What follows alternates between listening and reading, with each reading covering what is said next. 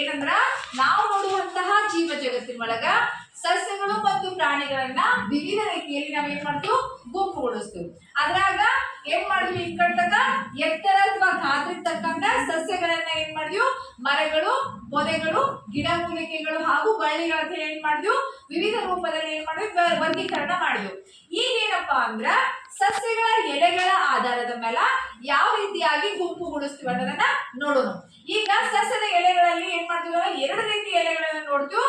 ಒಟ್ಟಾಗಿ ಏನಪ್ಪಾ ಅಂದ್ರೆ ಯಾಲಬಂಧ ನಾಳ ವಿನ್ಯಾಸ ಅಂದ್ರೆ ಎಲೆಗಳಲ್ಲಿರುವಂತಹ ನಾಳಗಳು ಏನದಾವಲ್ಲ ಇವೇನ್ ಗೆರಿಗಳು ಕಾಣ್ತಾವಲ್ಲ ಇವುಗಳ ವಿನ್ಯಾಸದ ಆಧಾರದ ಮೇಲೆ ಏನ್ ಮಾಡ್ತೀವಿ ಅಂದ್ರ ನಾಳ ವಿನ್ಯಾಸವನ್ನ ಆಧಾರದ ಮೇಲೆ ಏನ್ ಮಾಡ್ತೀವಿ ಜಾಲಬಂಧ ನಾಳ ವಿನ್ಯಾಸ ಅಂತ ಹೇಳ್ತೀವಿ ಇದನ್ನ.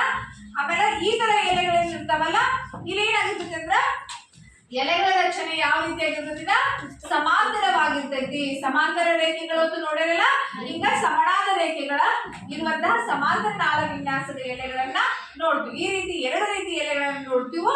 ಇಲ್ಲಿ ಹೇಳ್ಬೇಕಂದ್ರಪ್ಪ ಜಾಲಬಂಧ ನಾಳ ವಿನ್ಯಾಸವನ್ನ ಹೊಂದಿರುವಂತಹ ಗಿಡಗಳು ಎಂತಹ ಬೇರುಗಳನ್ನ ಹೊಂದಿರ್ತಾವಪ್ಪ ಅಂದ್ರ ಇಲ್ಲಿ ನೋಡ್ರಿ ಯಾವ ಬೇರು ಆಗ್ತಾವ ಹೇಳಿ ನೋಡ್ರಿ. ಯಾರು ಹೇಳ್ತೀರಿ ಇದನ್ನ?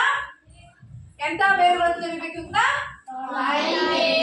ತಾಯಿ ಬೇರು. ಯಾಕಪ್ಪ ತಾಯಿ ಬೇರು ಅಂತ ಕರೆದಿದ್ರನ್ನ? ಒಂದು ಮುಖ್ಯ ಬೇರೈತಿ, ಅದಕ್ಕ ಕವಲ್ ಹೊಡೆದ ಸಣ್ಣ ಸಣ್ಣ ಬೇರುಗಳದಾವ, ಅದಕ್ಕೆ ಇದನ್ನ ಏನಂತ ಕರೆದ್ವಿ ನಾವ ತಾಯಿ ಬೇರು. ಯಾವಾಗ್ಲೂ ಹೆಂಗಿರುತ್ತಂದ್ರ ತಾಯಿ ಬೇರು ಹೊಂದಿರುವಂತಹ ಗಿಡಗಳ ಎಲೆಗಳು ಜಾಲಬಂಧ ನಾಳ ವಿನ್ಯಾಸವನ್ನ ಹೊಂದಿರ್ತಾವು. ಈ ಜಾಲಬಂಧ ನಾಳ ವಿನ್ಯಾಸವನ್ನ ಹೊಂದಿರುವಂತಹ ಗಿಡಗಳು ಏನ್ ಮಾಡಿರ್ತಾವಂದ್ರ ಯಾವಾಗ್ಲೂ ಏನದ ದ್ವಿದಳ ಧಾನ್ಯಗಳನ್ನ ಏನ್ ಮಾಡಿರ್ತಾವು ಉತ್ಪತ್ತಿ ಮಾಡ್ತಾವು. ಏನ್ ಮಾಡ್ತಾವ ಹೇಳ್ರಿ?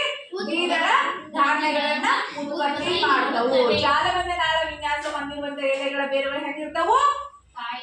ತಾಯಿ ಬೇರುಗಳಿರ್ತಾವು.